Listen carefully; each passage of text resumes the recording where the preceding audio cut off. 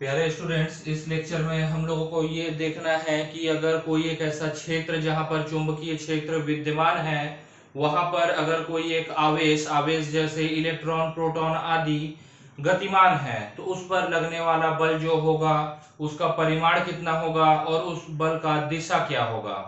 तो चलिए सबसे पहले हम लोग बल का परिमाण को देख लेते हैं। तो चुंबकीय क्षेत्र में अगर कोई भी गतिशील आवेश है, तो उस गतिशील आवेश पर एक चुंबकीय बल लगता है, जिसको हम लोग चुंबकीय लॉरेंज बल कहते हैं। केवल चुंबकीय बल नहीं कहेंगे, एक भौतिकविद थे जिनका नाम लॉरेंज था, तो उन्हीं के नाम पे हम लोगों को इसे चुंबकीय लॉरेंज बल कहना है। तो चलिए बल का परिणाम कितना होगा उसकी गणना कर लेते हैं। हम लोग यहाँ पर 3 अक्ष बना लेते हैं। एक एक्स अक्ष, एक वाई अक्ष और एक जेड अक्ष। आप जानते हैं कि प्रत्येक अक्ष जो होता है परस्पर लंबवत होता है, मतलब एक दूसरे के बीच में 90 अंश का कोण बनाते हैं और तीनों ही अक्ष मूल बिंदु O पर आकर मिलता है। अब मान लेते हैं कि ये जो एक्स अक्ष है, इसी अक्ष के अनुदिश हमारा चुंबकीय क्षेत्र B का दिशा है। ठीक है, चुंबकीय क्षेत्र B से थीटा कोण पर v वेग से कोई आवेश q गतिमान है, तो इस वेग का 2 घटक बनेगा। एक बनेगा क्षैतिज घटक v cos थीटा और एक घटक बनेगा ऊर्ध्वाधर घटक v sin थीटा। तो इस आवेश q पर जो बल लगेगा उस बल का दिशा z अक्ष के अनुदिश होगा। बल की दिशा जानने के लिए हम लोग 2 प्रकार के नियम पढ़ेंगे, फ्लेमिंग के बाएं हाथ का नियम तथा दाहिने हाथ के हथेली का नियम। तो उसको लेक्चर में आगे हम लोग डिटेल में पढ़ेंगे। अभी केवल बल जो लग रहा है, चुंबकीय लॉरेंज बल जो लग रहा है, उसकी गणना कर लेते हैं। अब ये बल F जो लगता है, ये चुंबकीय क्षेत्र की तीव्रता B के समानुपाती होता है। मतलब जितना ज्यादा चुंबकीय क्षेत्र होगा आवेश Q पर, उतना ही ज्यादा बल लगेगा। दूसरा, चुंबकीय लॉरेंज बल आवेश के परिमाण के समानुपाती होता है। मतलब जो आवेश Q है उसके समानुपाती होगा। जितना ज्यादा आवेश का परिमाण होगा उतना ही ज्यादा बल लगेगा। कहने का मतलब है कि 5 कूलम आवेश पर जो बल लग रहा है, 10 कूलम पे उससे ज्यादा ही बल लगेगा, 2 गुना बल लगेगा। आवेश का परिमाण बढ़ रहा है, बल बढ़ रहा है। चुंबकीय क्षेत्र की तीव्रता बढ़ रही है, बल बढ़ रहा है। और तीसरा होता है कि जो बल F लग रहा है वो वेग के ऊर्ध्वाधर घटक के समानुपाती होता है। मतलब F समानुपाती v sin थीटा। ऊर्ध्वाधर घटक यहाँ पर v sin थीटा है, क्षैतिज घटक v cos थीटा है। तो ऊर्ध्वाधर घटक v sin थीटा के समानुपाती है। इन तीनों संबंधों को अगर मैं 1 2 3 नाम दे दूं, इन तीनों संबंधों को हम आपस में मिला देते हैं, तो F समानुपाती हो जाता है QVB sin थीटा। समानुपात का चिन्ह हटेगा तो एक समानुपातिक नियतांक K लग जाएगा। यहां पर आ जाएगा QVB sin थीटा। यहां पर जो अनुपातिक नियतांक K है, गणना में इसका परिमाण 1 के बराबर होता है। तो F बराबर जो हो गया QVB sin थीटा के बराबर हो गया। ये हो गया किसी चुंबकीय क्षेत्र B में v वेग से चुंबकीय क्षेत्र से थीटा कोण बनाते हुए गतिशील किसी आवेश Q पर लगने वाला चुंबकीय लॉरेंज बल F का मान। अगर इसी सूत्र को मैं सदिश रूप में लिखना चाहूं तो मैं यहां लिख सकता हूं वेक्टर F। Q आवेश अदिश है, बाहर निकल जाएगा। वेग और चुंबकीय क्षेत्र सदिश है, तो यहाँ पर vector B cross vector B लग जाएगा। v यहाँ वेग है, b चुंबकीय क्षेत्र है, साइन थीटा है इसलिए क्रॉस लग रहा है, सदिशों का सदिश गुणनफल हो रहा है, अगर कॉस होता तो यहाँ डॉट लगा होता। तो ये हो गया चुंबकीय लॉरेंज बल का सदिश रूप। अब इसमें कुछ केस देखते हैं कि कब बल जो लगेगा वो शून्य होगा और कब बल जो होगा अधिकतम हो सकता है। तो यहां पर आप देख सकते हैं, पहला स्थिति मैं लेता हूं, अगर v बराबर 0 है, मतलब ये आवेश q जो है ये चल ही नहीं रहा है, अपने जगह पे स्थिर है, गतिशील नहीं है, तो उसका वेग कितना हो जाएगा? शून्य। अगर इस सूत्र का मैं प्रयोग करूं और v के जगह शून्य रख दूं तो बल भी कितना हो जाएगा? शून्य। मतलब अगर चुंबकीय क्षेत्र में कोई एक आवेश स्थिर है तो उस पर लगने वाला चुंबकीय लॉरेंज बल का मान भी शून्य होगा। दूसरा मैं ले लेता हूं b बराबर 0, मतलब चुंबकीय क्षेत्र विद्यमान ही नहीं है। चुंबकीय क्षेत्र जब विद्यमान है ही नहीं तो चुंबकीय बल लगने का सवाल ही नहीं होता है। इस सूत्र में आप b का मान शून्य रख दीजिए तो बल F बराबर क्या हो जाएगा? 0। आप कह सकते हैं कि ऐसे क्षेत्र जहां पर चुंबकीय क्षेत्र विद्यमान नहीं है वहां पर आवेश पर लगने वाला चुंबकीय लॉरेंज बल का मान शून्य होगा, मतलब कोई बल नहीं लगेगा। तीसरा, अगर थीटा का मान मैं शून्य अंश ले लूं या 180 अंश ले लूं तो आप जानते हैं साइन 0 का मान भी शून्य होता है, साइन 180 का मान भी 0 होता है, तो बल F का मान जो है वो कितना हो जाएगा? शून्य। इसका मतलब क्या है कि अगर आवेश Q जो है वो चुंबकीय क्षेत्र के साथ साथ गति करे, मतलब चुंबकीय क्षेत्र की दिशा जिस ओर है उसी और वेग का भी दिशा है, मतलब वेग और क्षेत्र दोनों एक दूसरे के समांतर हैं, तो चुंबकीय बल जो लगेगा शून्य होगा। अगर समांतर ना होकर जस्ट विपरीत है, चुंबकीय क्षेत्र आपके दाहिने तरफ जा रहा है, आवेश आपके बाएं तरफ आ रहा है, तो बीच का कोण कितने अंश का हो गया? 180 अंश। इस केस में भी जो चुंबकीय बल होगा उसका मान कितना हो जाएगा? शून्य। अब यहां पर एक और केस है कि अधिकतम कब हो सकता है, तो यहां पर देखिए साइन थीटा का मान जो है अगर 90 अंश होगा, साइन का अधिकतम मान जो है वो 90 1 होता है, तो साइन 90 का मान 1 होगा। तो जब भी ये आवेश Q जो है चुंबकीय क्षेत्र B से 90 अंश का कोण बनाते हुए चलेगा तो चुंबकीय बल जो लॉरेंज बल जो लगता है उसका मान अधिकतम होता है। तो ये तो हो गया हमारा पहला भाग, जहां हमने देखा कि किसी आवेश Q पर जो चुंबकीय क्षेत्र B से थीटा कोण बनाते हुए v वेग से गतिमान है उस पर लगने वाले चुंबकीय लॉरेंज बल का परिमाण कितना होता है और किन्हीं परिस्थितियों में इस लॉरेंज बल का मान शून्य होता है। अब हमें देखना है कि ये जो बल चुंबकीय क्षेत्र और गति की जो दिशा है या यूं कह ले कि विद्युत धारा की जो दिशा है उस पे आपस में क्या संबंध है, इसको भी हमें देखना है। तो चलिए उसको भी देख लेते हैं। स्टूडेंट, चुंबकीय बल का जो दिशा है उसको निकालने के लिए आपको दो प्रकार के नियम यहाँ पर पढ़ने हैं। पहला है फ्लेमिंग के बाएं हाथ का नियम। देखिए फ्लेमिंग के बाएं हाथ का नियम क्या होता है, इसको थोड़ा ध्यान से समझिएगा। अपने अंगूठे, तर्जनी और मध्यमा को इस तरीके से फैलाइए कि तीनों एक दूसरे के परस्पर लंबवत हो। ठीक है, तो यानी ये तीन उंगलियां जो है ये तीन अक्षों को प्रदर्शित कर रहा है।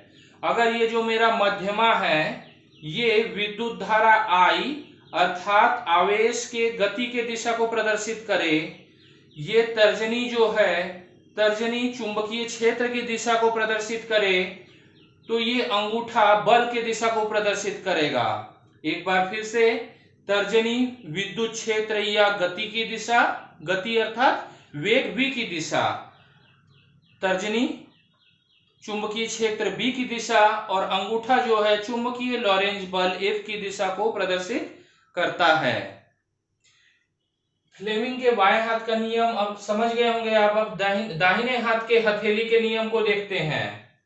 जैसे मान लीजिए ये दाहिने हाथ का मेरा हथेली है, मान लेते हैं कि ये जो अंगूठा है वो प्रदर्शित कर रहा है किस ओर मेरा विद्युत धारा प्रवाहित हो रहा है या किस ओर आवेश चल रहा है। आवेश जिस ओर चल रहा है वेग v का दिशा उसी ओर होगा।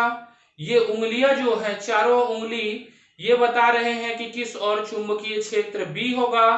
तो विद्युत धारा और चुंबकीय क्षेत्र के लंबवत ये जो चौक है, ये चौक का जो दिशा है ये बता रहा है कि बल F का दिशा किस ओर होगा। कुल मिला के कहने का मतलब यही है कि देखिए यहाँ पर तीन प्रकार के अक्ष हैं, एक एक्स अक्ष है, एक वाई अक्ष है और एक जेड अक्ष है। एक त्रिविमीय स्पेस की हम कल्पना कर रहे हैं। एक्स अक्ष पर अगर चुंबकीय क्षेत्र है, वाई अक्ष पर विद्युत धारा या वेग का दिशा है, तो जेड अक्ष पर बल होगा, चुंबकीय बल का दिशा होगा। दो नियम इसके लिए हमने पढ़े, फ्लेमिंग के बाएं हाथ का नियम और दाहिने हाथ के हथेली का नियम। ये नियम जो है, इसी नियम पर आपका जो बिजली का मोटर होता है वो घूमता है। मान लीजिए कि ये मोटर का अनुप्रस्थ काट है, ये ऐसे घूम रहा है, ठीक है। घूम रहा है मतलब बल किस ओर लग रहा है, घड़ी के सुई के उल्टे घूम रहा है, मतलब बल जो है आपके बाएं हाथ के तरफ लग रहा है। चुंबकीय क्षेत्र किधर होगा, चुंबकीय क्षेत्र ये जो चौक देख रहे हैं आप, इस ओर होगा, क्योंकि आप जानते हैं कि जिस ओर विद्युत धारा घूम रहा है उसके अंगूठा जो है चुंबकीय क्षेत्र की दिशा को प्रदर्शित करेगा। ये हो गया चुंबकीय क्षेत्र की दिशा और विद्युत धारा जो है वो नीचे की तरफ होगा आई। तो ये देखिए तीन अक्ष हो गए, विद्युत धारा किधर बह रहा है, बल किधर हो रहा है और ये जो चौक है ये बता रहा है चुंबकीय क्षेत्र किस ओर है। तो जो बिजली के मोटर घूमते हैं वो इन्हीं नियमों से घूम रहे हैं। अगर इस रोटर शाफ्ट पे बल ना लगा होता तो ये शाफ्ट घूम नहीं पाता। मान लीजिए ये डस्टर हमारा रोटर है, इस पर बल लग रहा है तभी तो ये घूम रहा है। तो जिस ओर बल लग रहा है, जिस ओर विद्युत धारा प्रवाहित हो रहा है, जिस ओर चुंबकीय क्षेत्र है, तीनों परस्पर एक दूसरे के लंबवत हैं। इसे आप फ्लेमिंग के बाएं हाथ के नियम या दाहिने हाथ के हथेली के नियम से आसानी से समझ सकते हैं। स्टूडेंट्स, एक छोटा सा टॉपिक बचा रह गया है, चुंबकीय क्षेत्र की परिभाषा। चुंबकीय क्षेत्र की परिभाषा आप सोच रहे हैं कि फिर से हम क्यों कर रहे हैं, तो अभी जो हमने चुंबकीय लॉरेंज बल के लिए सूत्र भी उत्पन्न किया, उसी सूत्र का प्रयोग करते हुए हमें चुंबकीय क्षेत्र की तीव्रता को परिभाषित करना है।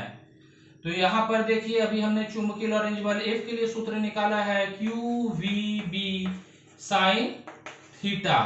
तो यहाँ से B बराबर हम लोग लिख सकते हैं, चुंबकीय क्षेत्र की तीव्रता B बराबर हो जाएगा F बटे QV sin थीटा।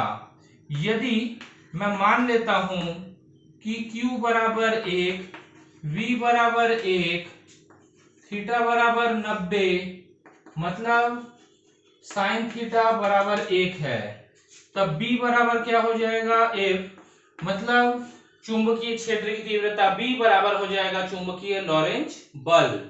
यहां से आप परिभाषित कर सकते हैं कि किसी बिंदु पर चुंबकीय क्षेत्र की तीव्रता उस चुंबकीय लॉरेंज बल के बराबर होता है जबकि एक इकाई आवेश इकाई वेग से चुंबकीय क्षेत्र के लंबवत गुजर रहा है।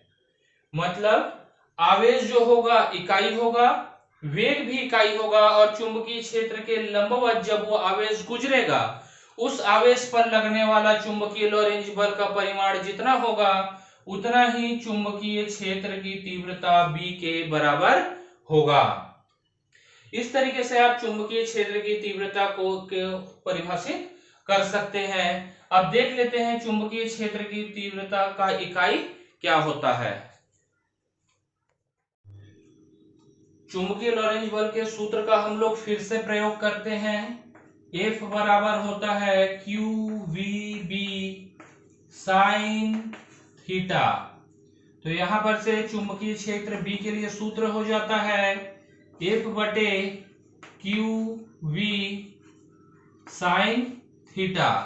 अब यहां पर हम लोग मान लेते हैं कि यदि F बराबर 1, न्यूटन, Q बराबर 1 कूलम, V बराबर 1 मीटर प्रति सेकेंड, थीटा बराबर 90 अंश अर्थात साइन थीटा बराबर 1।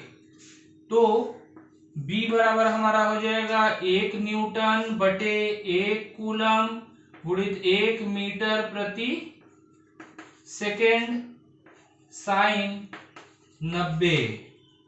यहां से देखिए एक तो हमारा रहेगा न्यूटन भी रहेगा, कूलम प्रति सेकेंड को हम लोग लिख सकते हैं एम्पियर, एम्पियर चूंकि बटे में आ रहा है तो यहां पर हो जाएगा प्रति एम्पियर और यहां पर आ जाएगा 1 मीटर, न्यूटन प्रति एम्पियर मीटर, या इसको ऐसे लिख लेते हैं न्यूटन मीटर प्रति एम्पियर।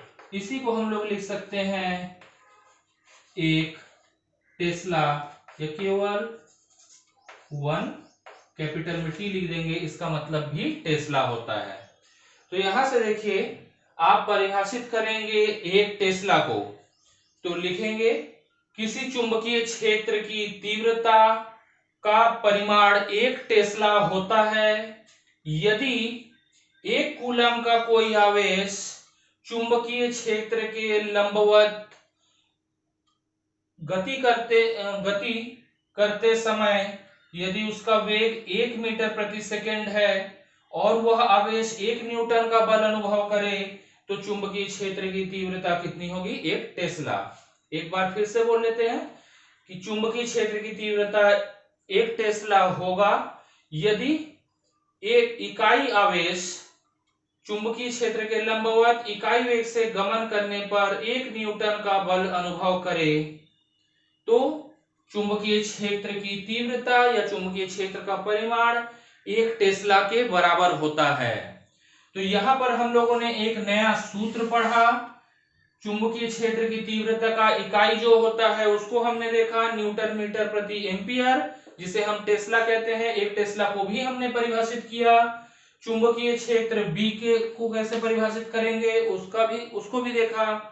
और चुंबकीय क्षेत्र में v वेग से गति करते कोई Q आवेश जिसके गति और चुंबकीय क्षेत्र के बीच में थीटा कोण बन रहा हो तो कितना चुंबकीय लॉरेंज बल लगता है और किस दिशा में लगता है, इसको हमने देखा।